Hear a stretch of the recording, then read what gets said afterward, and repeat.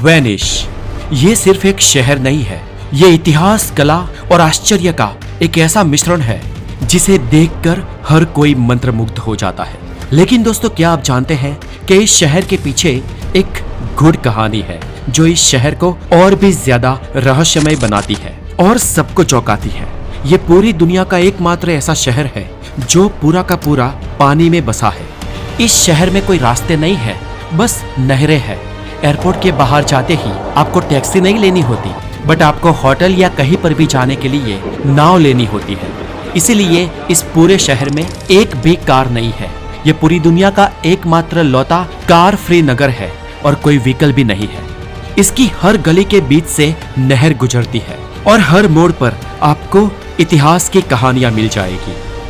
इस शहर के लोग आमतौर पर नाव खरीदते हैं क्योंकि इस शहर की एक जगह से दूसरी जगह पर जाने के लिए सब नाव का ही उपयोग करते हैं। यहाँ पर इस्तेमाल होने वाली जो सबसे प्रचलित नाव है उन्हें गोंडोला कहा जाता है। ये गोंडोला बनाना भी एक कला है। इसके लिए लकड़ी के 280 टुकड़े लगते हैं और इसे बनाने में 2 महीने का वक्त लगता है। वेनिस का इतिहास। वेनिस की शुरुआत 5वीं और 6वीं शताब्दी के आसपास हुई थी। ये वो दौर था जब रोमन साम्राज्य का पतन हो गया था और इस पतन के कारण उस खालीपन को जीतने के लिए वहां पर बार बार बाहरी लोग हमला करते थे और इस हमले से बचने के लिए वहां के लोग किसी सुरक्षित जगह की तलाश में रहते थे। उस समय इटली के उत्तर पूर्व में वेनेटो क्षेत्र जो था उसके समुद्र में कई सारे दलदलीय द्वीप थे। ये द्वीप दलदल से भरे थे, इसलिए इन पर कोई भी रहना नहीं चाहता था क्योंकि ये जमीन पानी से भरी हुई थी। इसलिए यहाँ पर खेती बाड़ी करना तो असंभव था, लेकिन बसेरा बसाकर रहना भी आसान नहीं था। किंतु जब बारबेरियन यानी कि विदेशी हमलावरों ने पूरे इटली पर हमले करने शुरू कर दिए तो लोग इस दलदलीय विस्तार की तरफ भी भागने लगे। शुरुआत में ये एक आक्रमणकारियों से बचने के लिए अस्थायी ठिकाना था, लेकिन उन लोगों को पता भी नहीं था कि उनका ये अस्थायी ठिकाना दुनिया के सबसे खूबसूरत और मशहूर शहरों में से एक बनने वाला है। कैसे बना पानी पर ये अद्भुत शहर? इस शहर की सबसे अद्भुत बात यही है कि एक तो ये पानी पर बसा हुआ है ही, लेकिन इसके साथ ये छोटे छोटे 118 द्वीपों से मिलकर बना है और हर द्वीप पर अपनी एक अलग ही कॉलोनी, वहाँ का इंफ्रास्ट्रक्चर और वहाँ की बिल्डिंग है। और इन सभी 118 द्वीपों को यानी कि इस पूरे शहर को करीब 115 नहरों ने जोड़े रखा है और इन द्वीपों को जोड़ने के लिए आज 400 से भी ज्यादा पुलों का सहारा लिया गया है। लेकिन वास्तव में ये सब करना और उस दलदलीय जमीन पर एक आशियाना बना पाना भी आसान नहीं था, जबकि यहाँ पर तो एक पूरा का पूरा शहर खड़ा है। तो ये सब पॉसिबल कैसे हुआ? चलिए जानते हैं। वेनिस का निर्माण। तो जैसे मैंने बताया, बारबेरियंस ने पूरे इटली पर जब हमला कर दिया तो इटली के कुछ लोग अपने आप को बचाने के लिए उसके नॉर्थ ईस्ट साइड चले गए और अंत में जाते जाते वो समुद्र किनारे पहुंच गए। लेकिन इटली के इस समुद्र के भीतर भी नरम रेत वाले छोटे बड़े आइलैंड्स मौजूद थे और उस वक्त हालात इतने गंभीर थे कि इन लोगों के लिए इटली को छोड़कर समुद्र के भीतर जाकर उस नरम आइलैंड्स पर बसना ही उनकी मजबूरी बन गया और इसलिए वे लोग बोट के द्वारा समुद्र के थोड़े भीतर चले गए। अब ये लोग जब उस दलदलीय मिट्टी वाले आइलैंड्स पर पहुंचे तो वहां पर उन्होंने सोचा कि अभी के लिए टेम्पररी वो यहीं बस जाएंगे। और वो लोग जब वहां पर उतरे तो उनमें से एक रेफ्यूजी उस दलदलीय जमीन के भीतर धंसता चला गया, लेकिन उसने किसी तरह अपने आप को बचाने के लिए नाव का चप्पू सीधा जमीन के नीचे गाड़ दिया और एक लेवल के बाद वो रुक गया। और यहीं से उन रेफ्यूजीज को ये आइडिया आया कि यहाँ पर किसी तरीके से शहर बसाया जा सकता है और यही आइडिया वेनिस सिटी की बुनियाद बना। आइडिया ये था कि इस दलदलीय जमीन को बड़ी बड़ी लकड़ियों के माध्यम से ठोस बना देना।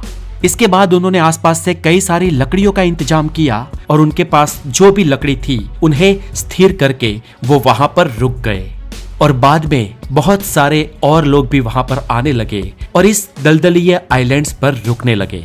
बाद में वहां से कुछ किलोमीटर दूर क्रोशिया के जंगलों से लकड़ियां लाई गई और बहुत सारी लकड़ियों को उस दलदलीय जमीन में ठोक कर वेनिस के घरों की बुनियाद बनाई गई।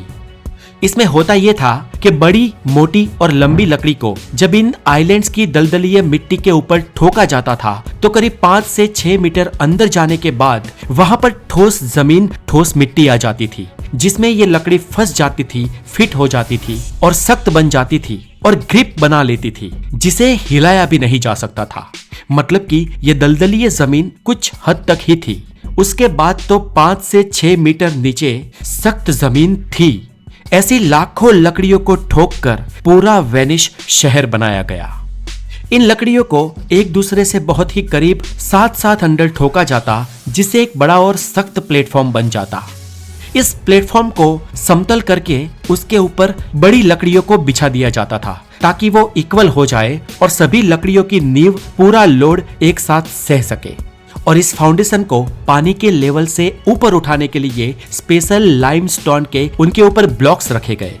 अब दोस्तों ऐसे ऊपर लाइमस्टोन्स और उनके नीचे जो नींव थी वो मोटी लकड़ियों की थी।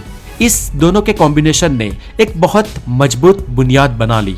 ऊपर से पानी के नीचे जो लकड़ियां थी वो पानी के कारण फूलकर एकदम टाइट हो गई, एक दूसरे से जुड़ गई और अब तो उनके बीच से हवा भी नहीं गुजर सकती थी। अब आप कहोगे कि ये लकड़ियां खराब नहीं होगी, तो दोस्तों लकड़ियां हवा के संपर्क में खराब हो सकती है और वो भी बहुत ही लंबे समय के बाद, लेकिन लकड़ी जब पानी के भीतर हो तो वो कभी खराब नहीं होती। ऊपर से यहाँ पर लकड़ियों की सबसे अच्छी क्वालिटी पसंद की गई थी, जिस कारण आज 1000 साल बाद भी इन लकड़ियों को जब निकाला जाता है तो वो वैसे की वैसी है और उनके ही ऊपर आज पूरे वेनिस शहर का भार टिका हुआ है। माना जाता है कि लकड़ियों की जिन पाइल्स पर पूरा वेनिस शहर टिका है वो टोटल 1.5 करोड़ से भी ज्यादा है। तो ऐसे दोस्तों इन लकड़ियों के पूरे फाउंडेशन और लाइमस्टोन की नींव के ऊपर बिल्डिंग्स बनाए गए। शुरुआत में वहां के लोगों ने लकड़े के घर बनाए, उनमें ईंटें और प्लास्टर ऑफ पेरिस भी ऐड किया गया, लेकिन वजन बढ़ ना जाए इसलिए वहां पर आमतौर पर कोई भी बिल्डिंग 3 मंजिलों से ज्यादा बड़ी नहीं बनाई जाती थी। अब दोस्तों ये पूरा आइडिया सुपर डुपर हिट हो गया और धीरे धीरे सभी आइलैंड्स घरों से भरते गए और जितने आइलैंड्स थे उन सभी पर कट टू कट वेनिशियन शैली में घर और इमारतें बनते गए। इस प्रकार इस शहर को तो बना लिया और ये पूरा शहर 125 से भी ज्यादा विभिन्न आइलैंड्स में बटा हुआ था, लेकिन अब बारी थी इन सभी आइलैंड्स को एक करने की और उसके लिए पुलिया बनाने की शुरुआत हुई। वैसे शुरुआती 500 सालों तक तो ये सभी आइलैंड्स एक दूसरे से अलग अलग ही थे, जो पानी की नहरों से जुड़े हुए थे, लेकिन बाद में जब ट्रेड बढ़ता गया, लोग वहां पर आने लगे तो सभी आइलैंड्स को लकड़ी के पुलों से जोड़ दिया गया। और इसके बाद जैसे जैसे जमाना आगे बढ़ा, पत्थर और स्टोन्स के भी ब्रिज बनाए गए। आज इस शहर में करीब 400 से ज्यादा ब्रिज है जो इसके 118 आइलैंड्स को जोड़ते हैं। पानी की दिक्कत। वेनिस का जैसे जैसे विकास होता रहा, इस शहर में आसपास से लोग आकर बसने लगे और जब यहाँ पर आबादी 1 लाख से ज्यादा हो गई तो इसके वाटर रिसोर्स कम पड़ने लगे और पीने के पानी की दिक्कत हो गई। वैसे तो वेनिस पूरा शहर पानी के बीच ही बसा है, लेकिन वो पानी समुद्री जल है जो खारा है। वेनिस में इतनी बड़ी आबादी को पीने लायक पानी मिल सके ऐसा कोई वाटर रिजर्व नहीं था। यहाँ पर ना तो कोई नदियाँ थी, इसलिए पीने लायक पानी इटली से शुरुआत में ड्रम भर भर के लाया जाता था, लेकिन ये धीरे धीरे बहुत ही महंगा साबित होने लगा। और जब यहाँ की पॉपुलेशन 1,60,000 से ज्यादा हो गई तो इस शहर में पानी की एक बहुत बड़ी दिक्कत हो गई और इसलिए अब वेनिस के इंजीनियरों को अपना दिमाग चलाना पड़ा और उन्होंने दिमाग चलाया भी। वेनिस के आसपास कुछ बहुत ही कम आइलैंड ऐसे थे जहां पर अभी तक भी कंस्ट्रक्शन नहीं हो पाई थी और उन आइलैंड्स के लिए बारिश के पानी को जमा करने के लिए बहुत ही गहरे गड्ढे खोदे गए और उसकी दीवारों को पत्थरों और चिकनी मिट्टी से वाटरप्रूफ बनाया गया। अब दोस्तों इस गड्ढों में डायरेक्टली बारिश का पानी जमा नहीं किया जाता था। वेनिशियन इंजीनियरों ने इससे भी आगे सोचा था। उन लोगों ने वेनिस के अलग अलग आइलैंड से, अलग अलग घरों से जो भी बारिश का पानी आता था उस पानी को पाइपलाइन के माध्यम से यहाँ पर जोड़ दिया गया और ये गड्ढों में पानी रेत और पत्थरों के बीच से होकर गुजरता था, जिस वजह से जब पानी को रीयूज किया जाए तो वो फिल्टर्ड हुआ मिले। और दोस्तों इस तरह वेनिस के लोगों को फिल्टर्ड किया हुआ पानी मिलने लगा। वेनिस का स्वर्ण युग। इस शहर को बसाने के बाद वहां पर लोग रहने लगे, उनके आसियाने बन गए। लेकिन धीरे धीरे ये शहर बीच में होने के कारण आर्थिक प्रगति भी करने लगा। 9वीं शताब्दी से 14वीं शताब्दी के बीच वेनिस शहर ने एक व्यापारिक केंद्र के रूप में जबरदस्त उन्नति पाई और इसके लिए जिम्मेदार था वेनिस का लोकेशन। वेनिस यूरोप और एशिया के बीच में था, जिस वजह से ये उस समय दोनों कॉन्टिनेंट को जोड़ने वाला समुद्री यात्रा का सबसे बड़ा केंद्र बन गया। यहाँ से मसाले, रेशम, कीमती पत्थर, आभूषण, टेक्सटाइल, सोना चांदी और कई सारे खाने पीने की चीजों का भी व्यापार होता था।